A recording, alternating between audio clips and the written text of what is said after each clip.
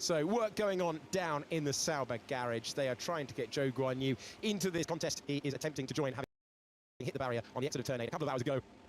And rotating around that final corner, Daniel Ricciardo leaving a little bit of room. Verstappen has gone fastest of anyone. Perez has gone into third, but we're looking at the drop zone, and that is an improvement from 15th to 11th for Daniel Ricciardo. Stroll needs a quick lap. He's got one in the middle sector. Sonoda improves to 9th position. Bottas back to the drop zone, along with Gasly, Sargent, Ocon, and we go on board with the Canadian driver, who is currently on the brink of the elimination zone. Bottas has not improved in that first sector. Stroll has, though. Can he book his place in the next part of qualifying? The answer is yes, with the second fastest time. And DragonMu did not get out in time. He is out. So is Esteban Ocon. So is Pierre Gasly, as Alpine's really tough start to the season continues. And Bottas is going to join his teammate in the first part of qualifying. He will be eliminated. Unbelievable. Yeah, you'll want that yourself. They are going to be in trouble for that. If that was Bottas on a flying lap and improving, that's a slam dunk, I think.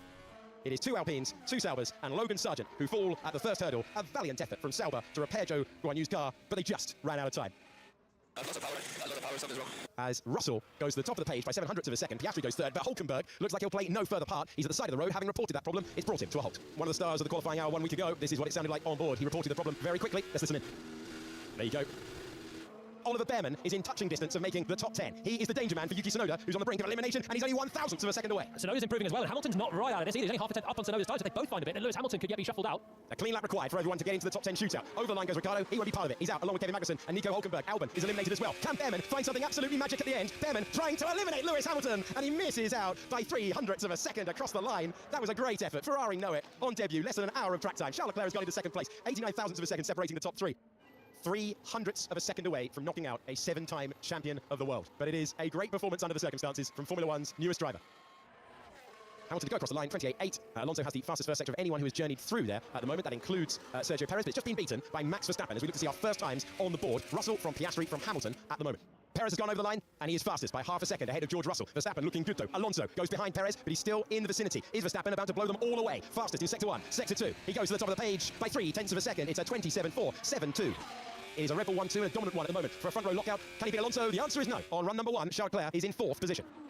And look at Alonso getting a huge slipstream to start his lap. He's going to time it nicely. Hamilton over the line, only 7th, with both McLarens improving as it stands. That's a useful toe if you're Fernando Alonso and you're trying to hang on to 3rd place. Lando Norris has his designs over that P3 on the grid. Can he get there as he comes across the line, and he's just behind in 4th position. 30 seconds remain. This is Oscar Piastri, the man from Melbourne, about to cut the beam. Where does he go? He goes ahead of his teammate at this racetrack for the 2nd year in a row in Formula 1 qualifying. Perez is improving his lap time, but he's still 0.2 of a second behind Max Verstappen. Very good first sector for Alonso. With that slipstream from Hamilton, he's the closest anyone's been to Verstappen in the first sector. Still a 10th down, but quicker than Perez. Sonoda knows he'll be the lead RB on the grid. He goes ahead of Lance Stroll. Stroll will have a chance to respond. He is on for a personal best. Perez to the line. No improvement for him. And now, Alonso's in the mix. Alonso is finding a special lap here. He's only 1/10 of a second away. The man who has not been on pole position in Formula 1 since 2012. As Charles Leclerc finds a time to go up to 2nd position, but Alonso is going to be threatening that. And Ferrari know it. As it stands, 7 front rows in a row for Charles Leclerc. Could we see a magical moment from Fernando Alonso across the line? It's 4th place. He gave it everything. He improved his time. He's only 3/10 of a second away. Where does Stroll go? He stays in 10th place. Alonso in 4th. He was only a 10th of a second away in the middle part of the lap, but he dropped behind Leclerc and Perez. So yeah, nice shot, mate. That's pole position. 3/10 to Charles. Yeah, that was a very lovely qualifying. Car wins on rails. Really good. Well done, everyone. It's the same story at the front of the field once again. Max Verstappen takes his 34th pole position in Formula 1, and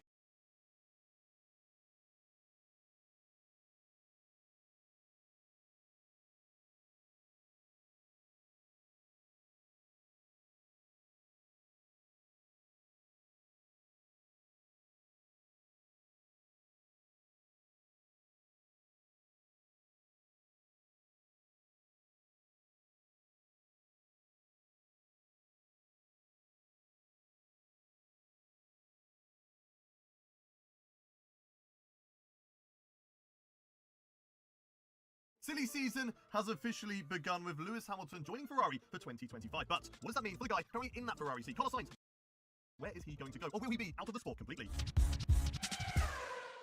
A big bombshell was dropped before the season had even begun as Lewis Hamilton was joining Ferrari. That means that Carlos Sainz no longer drives for Ferrari after the end of this season. So where is he going to go? There are a lot of teams on the grid, but there are potential seats that are completely locked in. So McLaren, there's a no-go option of going back to there as Oscar Piastri and Lando Norris currently are locked in. But we know what happened with Lewis Hamilton. He was supposedly locked in for 2025, and that's all changed. So you never know, we could have an option there. Let's go through the rest of the grid though for Carlos Sainz. Red Bull, maybe, who knows? He could reunite with his first ever teammate. Him and Max Verstappen joined Formula 1 together in Toro Rosso in 2015, and they were quite competitive with each other, but they also got along. Carlos Sainz, who is world champion top drivers in Charlotte, who also have in their junior teams drivers waiting. Do they want to bring Daniel Ricciardo back into the team? They know how he works at Red Bull, but are they able to get the best out of him like the week? And has been very good. But why not Carlos Sainz? Well, he was very similar, moving away from Mercedes teams already, going to be fighting it out to prove themselves in 2024 and try and get that Mercedes seat. So there is an option, and we'll see you on the next video.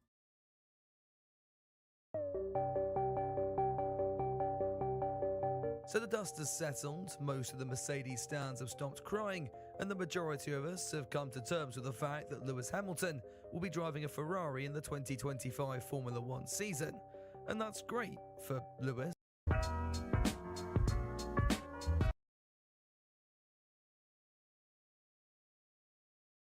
Commiserations to Carlos Sainz, but it was announced today that he is suffering from appendicitis and he will require surgery. He came into the paddock yesterday unable if he was going to take part, or unsure if he was going to take part in the practice sessions. He was brave enough to do so with a temperature of 39, but then he got the diagnosis, and it means for him that he's got to take surgery. Therefore, 18-year-old British driver Oliver Bearman, who would have been on pole for the feature race in F2 tomorrow, will take his place. What a huge opportunity, quite simply, for him. A lot of people have had to wait a long time to get into those famous red overalls, including, name shift, Lewis Hamilton. And Oliver Bearman, at 18 years of age, will get in ahead of him. It's a massive story. It's a huge story, and I kind of feel for him a little bit. He would have, potentially had the opportunity yesterday to jump in F1 and F2. He wasn't able to do that, but fortunately for him, he's been on the track this weekend in his F2 car. As you mentioned, he put the car in pole position, so that's, we've got to see the positive side of this for him. It's a huge opportunity for him to show his capabilities, while the team won't have unrealistic expectations on him. Yeah. Okay, sad for Carlos, obviously, we're all sad for him. The surgery goes well and he recovers okay and he can get back in time for the next race. But the opportunity presented, as we said, is a massive one. How will he be feeling right now?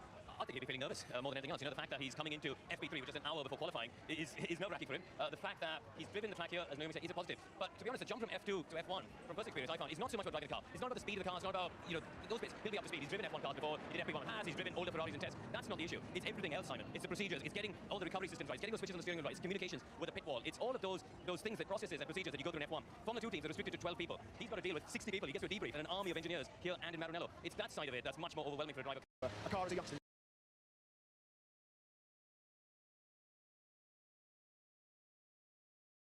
Carlos Sainz really started the 2024 F1 season with a bang, grabbing a podium spot at the Bahrain Grand Prix. He was fourth at the start, but quickly showed what he's made of, even after falling behind Sergio Perez at one point. Sainz didn't hold back. He went all out, overtaking his own teammate Charles Leclerc not just once, but twice. But despite all of his mighty efforts, he just couldn't with the latest F1 news. And subscribe to the channel to stay up to date with the latest. Things have taken a turn in Christian Horner's allegation saga, as new information regarding the employee who started the accusation has been revealed. Red Bull's team principal was cleared last week by an independent investigation after allegations regarding his controlling and coercive behavior. Sir released a statement last week, dismissing the charges Horner faced, and stated that the investigation they began had been completed. The channel for more Formula One news right as it comes out. But if he really was the Satoshi, he'd sign the key, or he'd have a ton of early Bitcoin himself, and he wouldn't need to be involved with these weird people. You know, these little weird people. Well, the fact that Carbon is still backing him isn't an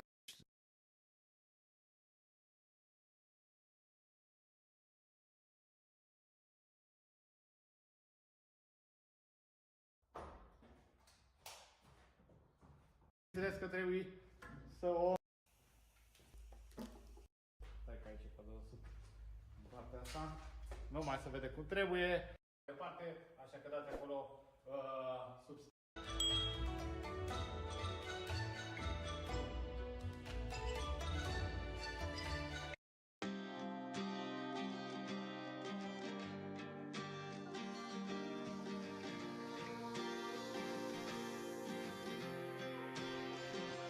Câte diferențe ne unesc, 7 continente iubesc la fel, căci lumea e aceeași când strânge în brațe, și asta e tot ce contează.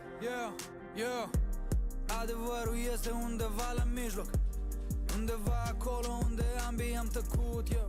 Adevărul este unde nu mai sunt cuvinte, unde ce rămâne numai de făcut. Adevărul doar în ochi și linii, crăpături în palme care au ceva de spus. Uneori vorbește doar prin inimi, alteori prin capul ce nu poate fi supus. Câte benzi în contrasens, încă împart același drum, poartă vieți ce se grăbesc să ajungă acasă acum. Câte diferențe ne unesc, 7 continente iubesc la fel, căci lumea e aceeași când strânge în brațe, și asta e tot ce contează. Câte diferențe ne unesc, câte pașapoarte expiră la fel, dar lumea e aceeași cu gândul la acasă, și asta e tot ce contează.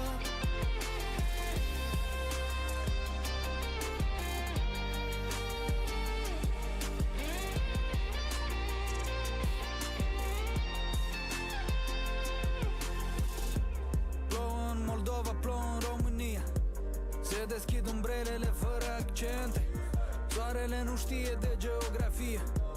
Ne încălzim la unicul abonament. Diferite litere, aceleași gânduri. Lacrimile nu cunosc un dialect. Inima citește într-o limbă printre rânduri. Unica pe care toți o pot vorbi corect. Te benzi în contrasens. Încă Hello there, Spaz coming at you. Welcome to Stockholm in the commute morning.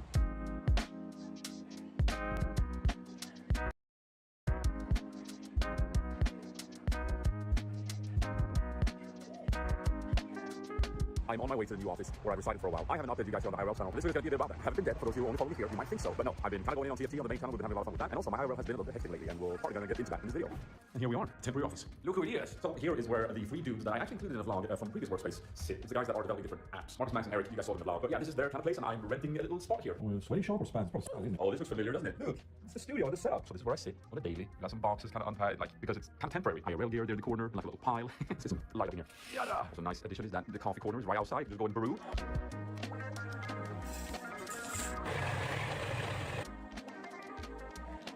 Okay, so why have I been streaming from a new place, and why are things the way they are, and who am I even anymore, and where have I been? So one of the main things that's been going on is that me and Bruno have been moving. We've been in the process of moving. So we sold the old apartment back in August last year, right? And then we looked for a new place for the longest time, but a pretty good amount of time to like find a new place. And then what was it? Was it in January or something? Yeah, in January the 10th or something, we moved out. Lots of echo in here. About 8 years I've live streamed the big content from this little room. And now it's the last time I'll see it. This day, in fact, in like a couple minutes I should probably get out of here. I'm gonna hand over the keys to the new owners. A lot of mixed feelings, man. Like, I am super excited to like start this new chapter. But it's also like I'm about to get separated from all this. Oh man, we sold the place in August last year, so I had a lot of time to process this sort of grief. And I'm not gonna miss the ongoing constructions that never stops in this complex. But anyway, yeah, I remember back in August I was very sad. And like, I was so sad that I was gonna leave this place. Now, yeah, I'm still a little bit sad, but I'm also really excited to finally start this new chapter, like I said. It's weird. Moving, it's weird.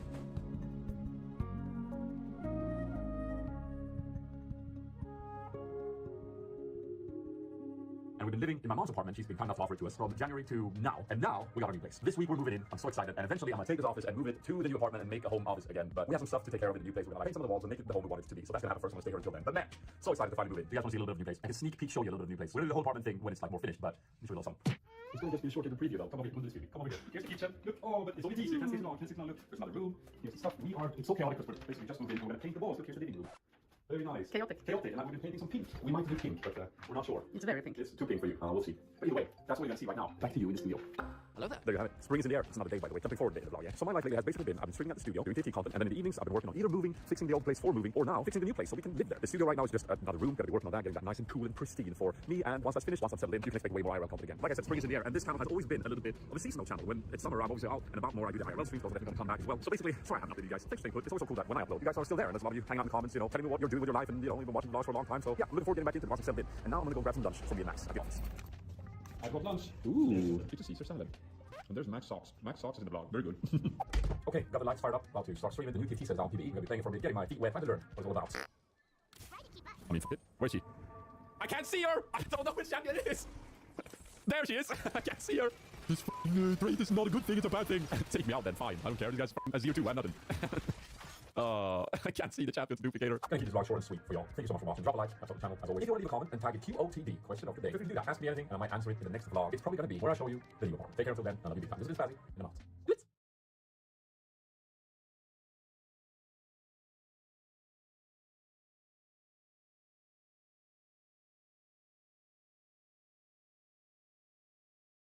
After last year's camp, he watched the video of himself playing basketball. He was like, oh my God, I'm so slow and out of shape. F this. And you could see that like the type of person who can become the #1 creator on YouTube by obsessing and focusing for 10 years, that guy can transform his body in a year too. So he's on an extreme like bodybuilder workout program. He's got his bodybuilder meals. He's got his trainer who follows him around. They built a gym right outside of his studio. He's like, I only have 3 goals this year. Grow the channel, get big, and sell chocolate. After last year's camp, he watched the video of himself playing basketball. He was like, oh my God, I'm so slow. Yo, this is how you make soy marinated egg.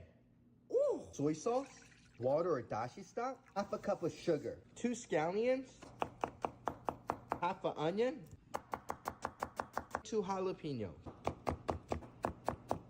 scallions, onions, and the jalapeno for the extra kick. Tablespoon of garlic, tablespoon of sesame seed. All right, now we're gonna mix that joint up. Ooh. Add some water, throw in our eggs, just like that.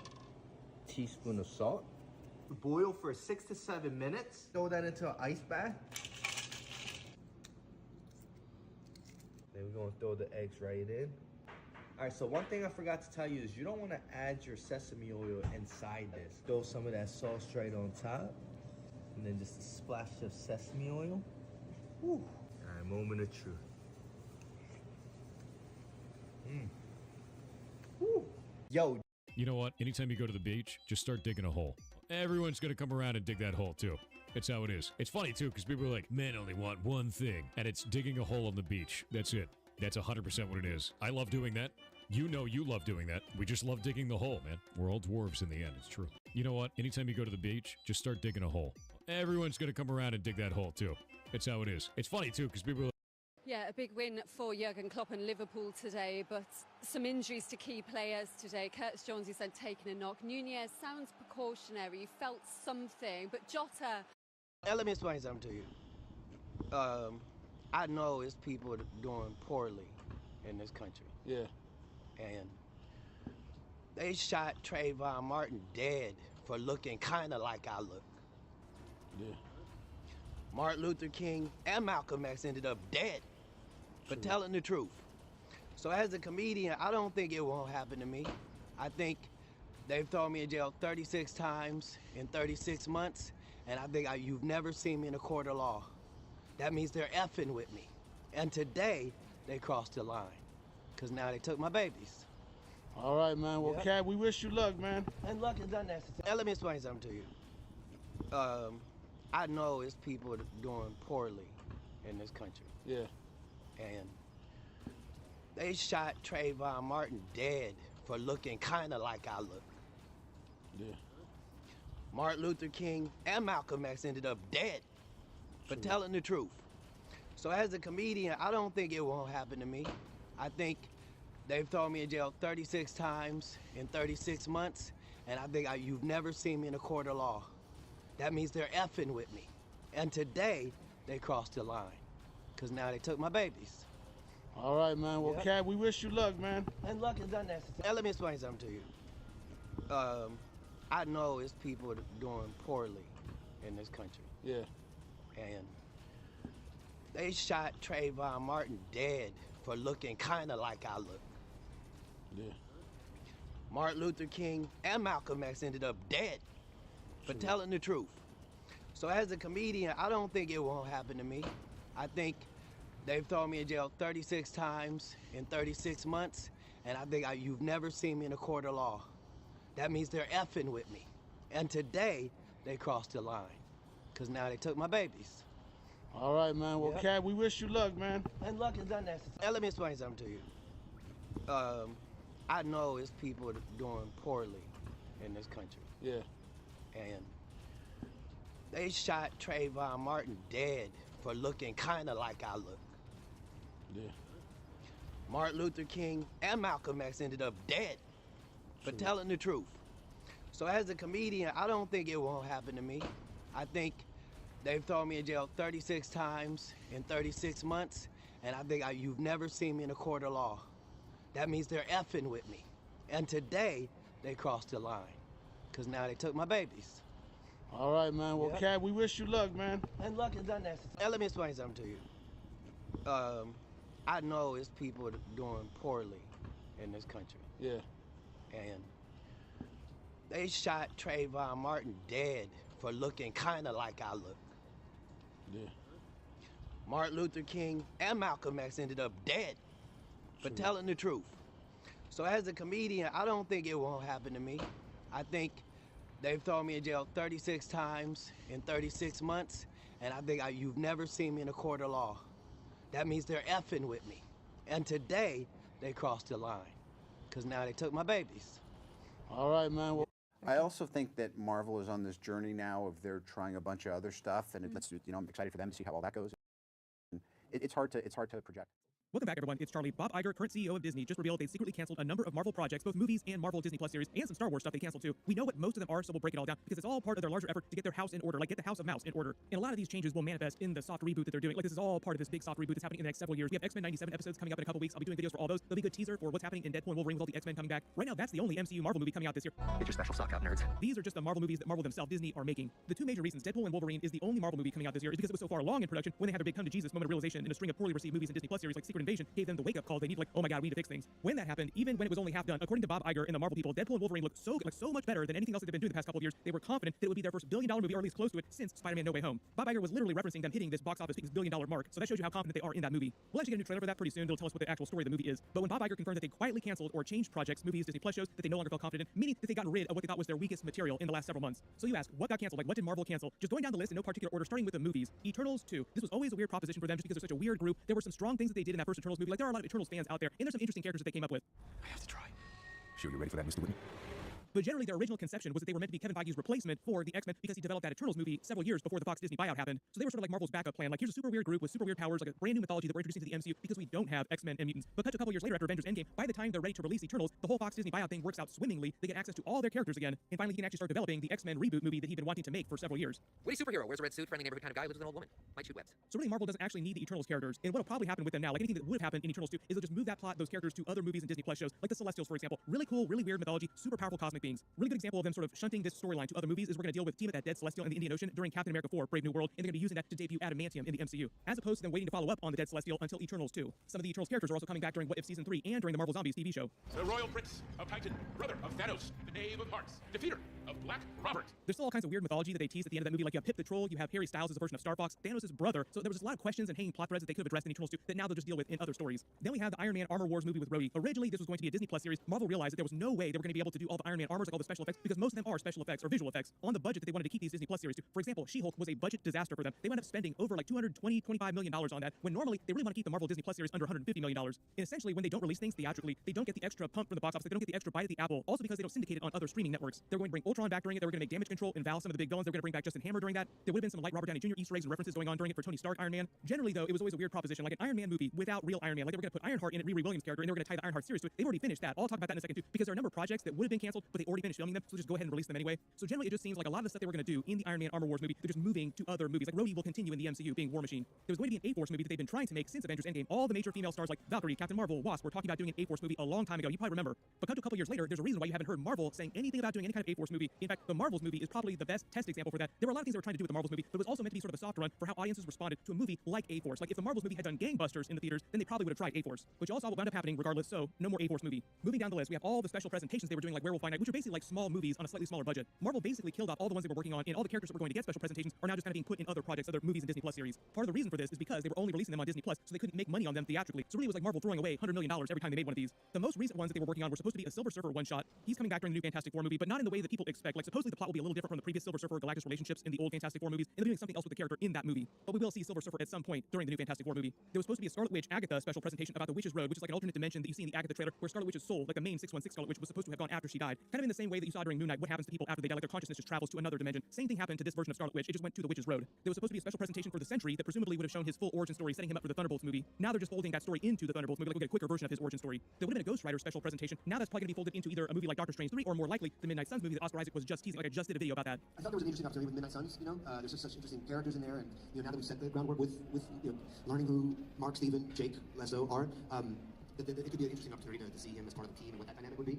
So I think that'd be exciting. So I think for me, I definitely hope that there's some room to explore that possibility. I haven't seen the Deathstroke stuff. That's pretty fun. No, look, for me, I don't have like a hard, fast rule anymore. It's just, for me, it's just about, is there a great story and is there a great opportunity to do something interesting and something different, something that would excite people, whether that be DC or anything else. That was all after he was asked about Moon Knight Season 2, which they're also still working on. Like they did not cancel Moon Knight Season 2, don't worry about that. But there was supposed to be a Nova special presentation, which is reportedly now turning into a full-blown movie, sort of filling the gap in Marvel's lack of space-based movies with the Guardians of the Galaxy not doing a fourth movie, which could also change now just because they've done so well with the Guardians movies. They could just do a fourth one with Rocket's version of the team and fold the Nova character into that. then pretty much all the other canceled projects that we know about are Disney Plus or were Disney Plus series. There was going to be a Vision Quest series they were making for White Vision. That's probably going to be folded into another movie. Like they'll bring White Vision back during another movie because it would have been so expensive for them to make that because there's so many special effects. There was going to be a Wiccan TV show for adult Billy played by Joe Locke, which was going to cover the story of him searching for and finding his mother, Scarlet Witch, like the main 616 version of Scarlet Witch. I just explained how her soul was going to be trapped in the Witch's Road. Like they were going to basically set that up at the end of the Agatha show. What they'll probably do now with his character is just fold any of his story searching for Scarlet Witch into the upcoming Scarlet Witch movie or the Young Avengers movie that they're working on. On top of that, they could also wind up canceling the Young Avengers movie plans and just fold their story into the Scarlet Witch movie. Mostly because the Scarlet Witch movie isn't meant to happen until either right before or right after Avengers Secret Wars, like long ways off. And the only teaser we've got for that so far is that the story will adapt a notable comic book story of hers. My assumption is that it's going to be a version of the Children's Crusade. Just because, and the only teaser we've got for that so far is that the story will adapt a notable comic book story of hers. My assumption is that it's going to be a version of the Children's Crusade, just because that's her whole thing that she cares about. Like she only cares about her children. The original comic featured a ton of Young Avengers, including Billy and Tommy, a bunch of X-Men characters, a bunch of Avengers, and Doctor Doom. And they still have to establish his character in the new Fantastic Four movie. Like it will feature a version of Doctor Doom at some point during that. So generally, you have a super popular character with a movie that they know they're not going to do for several years, like it's going to be a while, and a bunch of really big characters, like the biggest characters and biggest teams showing up in that. So they'll probably shunt a lot of these canceled plans for lesser projects into that.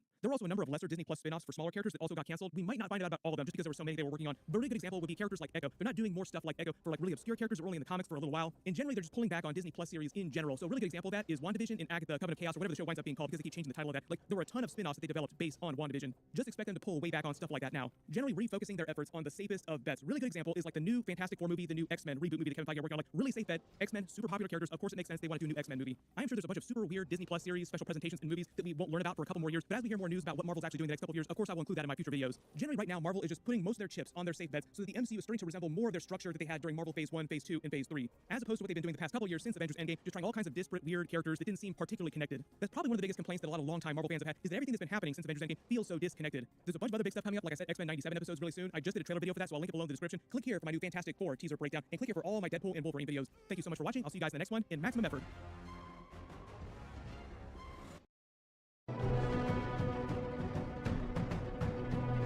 Welcome back, everyone. It's Charlie, and Marvel just released a brand new first look teaser for the Fantastic Four movie, which also confirms who the cast is, what the time period will be, in addition to confirming a bunch of other theories we've had about the Easter eggs in previous movies setting this up. So we'll break it all down. If you're brand new to the channel, be sure to subscribe to get all the videos. We just had the Deadpool and Wolverine trailer, and it's setting up Avengers Secret Wars. There was a big teaser during that. I know people will be asking, will the Fantastic Four movie also be connected to Deadpool and Wolverine? We'll probably see a loose connection with the time travel, TVA aspect of it all, because also, if you remember Loki Season 1, when you see that spaceship traveling away from Earth, that's probably the Fantastic Four ship. And all the characters just in general from all over the MCU, all over time and space, will be in Avengers Secret Wars, but I believe the plan is for the Fantastic Four to be in Avengers 5, too. In Deadpool and Wolverine, seem like they're going to largely skip Avengers 5 and just go straight to Secret Wars. So I think Marvel's plan right now is to have more Fantastic Four crossovers with other characters in future movies before Avengers 5, just to set those characters up even more. Despite the fact the movie seems like it's going to start out with them in the past of the MCU. And if it wasn't clear, this is meant to be the main MCU version of the Fantastic Four team, the one that's been here the whole time, and we're just meeting them now. John Krasinski's Reed Richards was from the 838 universe.